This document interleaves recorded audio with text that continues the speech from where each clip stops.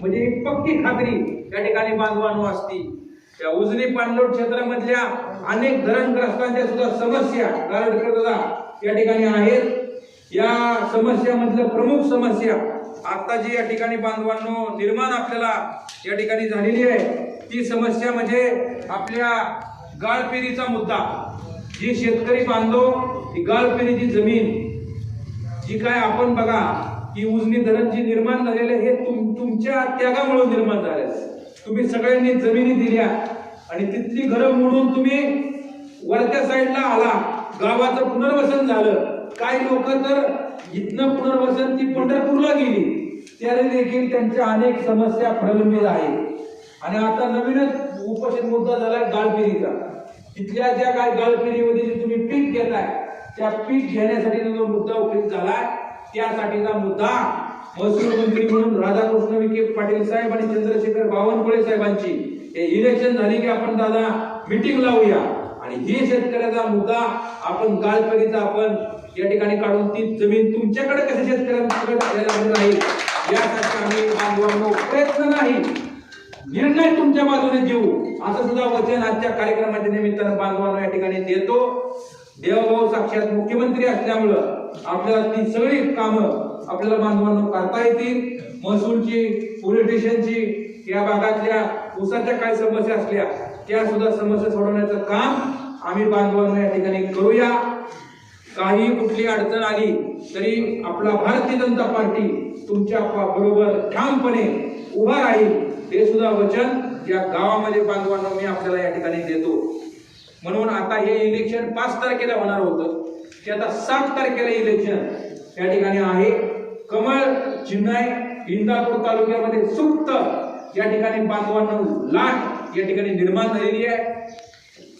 बाकीचं काही बघायचं नाही, कमळ चिन्ह बघायचं आणि तिन्ही उमेदवारांना बांधवांना या ठिकाणी निवडून द्यायचं।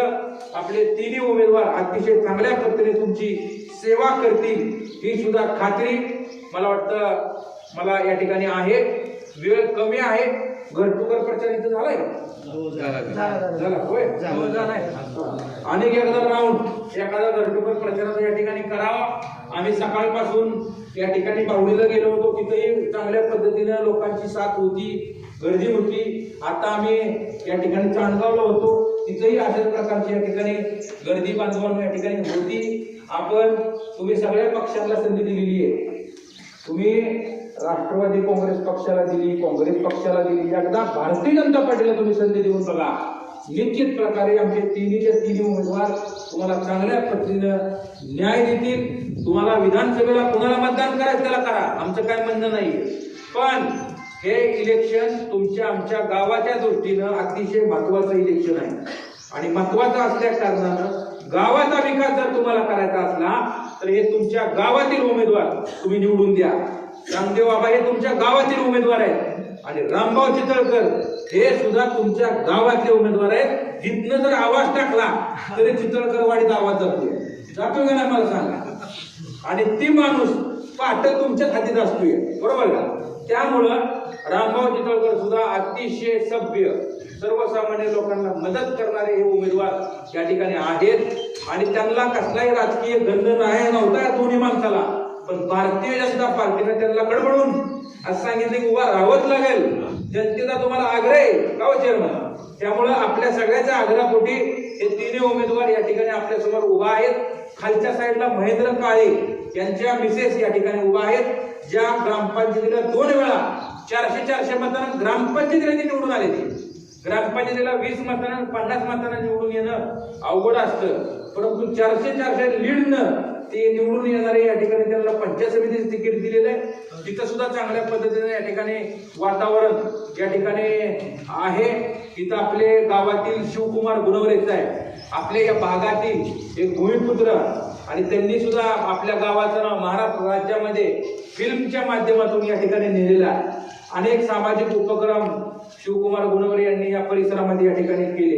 मला वाटतं वृक्ष लागवड त्यांनी या ठिकाणी किती झाडं लावली आहेत? 1000 झाडं या ठिकाणी फळांची लावली ना, ती फळांची झाडं आपल्या या गावामध्ये या ठिकाणी लावलेली आहेत। असे सामाजिक उपक्रम येणाऱ्या काळामध्ये आम्ही सगळी मंडळी या ठिकाणी करूया। वैभवदादा गोळे हे सुद्धा आज आवर्जून या कार्यक्रमाला या ठिकाणी उपस्थित आहेत. गणवटदादा आहेत, मयूरजी आहेत, बाकी सगळी मंडळी, शैलेशदादा सोनवणे आहेत. आणि आज आवर्जून या ठिकाणी पांडुदादा पिसाळ यांची या ठिकाणी आठवण आल्याशिवाय राहत नाही. कारण की जेव्हा असे कार्यक्रम कोणता जरी गावाचा या ठिकाणी असला तरी माईक हा बरोबर का पांडुदादाकडे या ठिकाणी असायचा. जे काय बोलायचं ते मनातून एकदम बोलणार ते बरोबर का. ती काय भेट कोणाची राखत नव्हती. कुणाच्या असं ना काय मनातलं ते बोलणार, कुणाला चांगलं वाटू वाईट वाटू, परंतु मनापासून हडाचे या ठिकाणी आज पांडुदादा आपल्यात नाहीत. मी त्यांना सुद्धा या ठिकाणी आदरांजली या ठिकाणी बांधवांना या ठिकाणी वाटतो. या अगोदी गावामध्ये अनेक चांगली लोक त्या ठिकाणी समाजाची या ठिकाणी सेवा करत असतात. त्यातलेच आपलं दुसरे आंदोलन करते लक्ष्मण त्या गुणवरे यांची सुद्धा या ठिकाणी लक्ष्मण परवा दिवशी मला कारखान्यात भेटले होते. अनेक लोकांच्या इथल्या इष्टी नाही आले म्हणून आंदोलन करणारे लक्ष्मण तात्या आहे.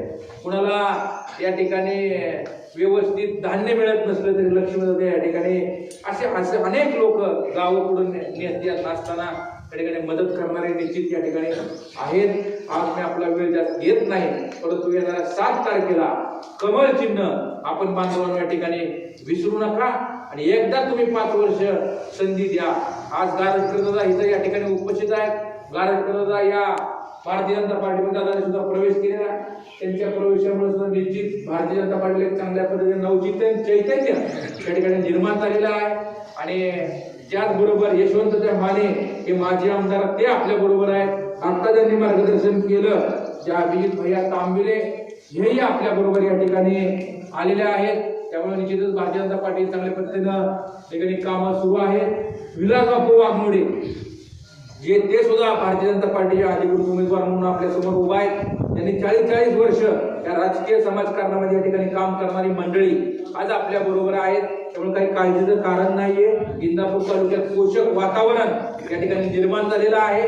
लोकांना ज्या काही गोष्टी सुरू आहेत चाललेल्या आहेत ते काही आवडलेल्या नाहीत. आणि हे इलेक्शन हे कुठल्याही तालुका पातळीवरचं, देश पातळीवरचं, राज्य पातळीवरचं नाही. हे इलेक्शन तुमच्या आमच्या दृष्टीनं गावगाड्याच्या विकासाचं हे इलेक्शन आहे. आणि त्यामुळं कोणत्या बोलथापाला बळी न पडता आपल्या गावातील, आपल्या भागातील शेतकऱ्याचे भूमिपुत्र आणि कुठलाही आपल्या हक्काची माणसांना आपण या ठिकाणी निवडून द्या. काळ्या रात्रीच तुम्ही या दोन्ही उमेदवारांना फोन करू शकता, पाठ बोलवू शकता, हक्काच्या माणसांना या ठिकाणी हाक मारू शकता. असे आमचे हे 3 उमेदवार या ठिकाणी आपल्याला दिलेले आहेत. आणि त्यांच्या बरोबर आम्ही सगळी मंडळी तुमच्या बरोबर ठामपणे या ठिकाणी बांधवांनो या ठिकाणी उभे आहेत. आजच्या या कार्यक्रमाला आपण सर्वजण मोठ्या संख्येने उपस्थित राहिला त्याबद्दल मी आपल्या सगळ्यांचं मनपूर्वक आभार व्यक्त करतो. आणि येणाऱ्या 7 तारखेला कमळ चिन्हाचं वरील बटन दाबून आमच्या भारतीय जनता पार्टीच्या 3 उमेदवाराला बहुमतानं बांधवांनो या ठिकाणी विजयी करावं अशा प्रकारची नम्रतेपूर्वक विनंती करून माझे 2 शब्द संपवतो. जय हिंद, जय महाराष्ट्र.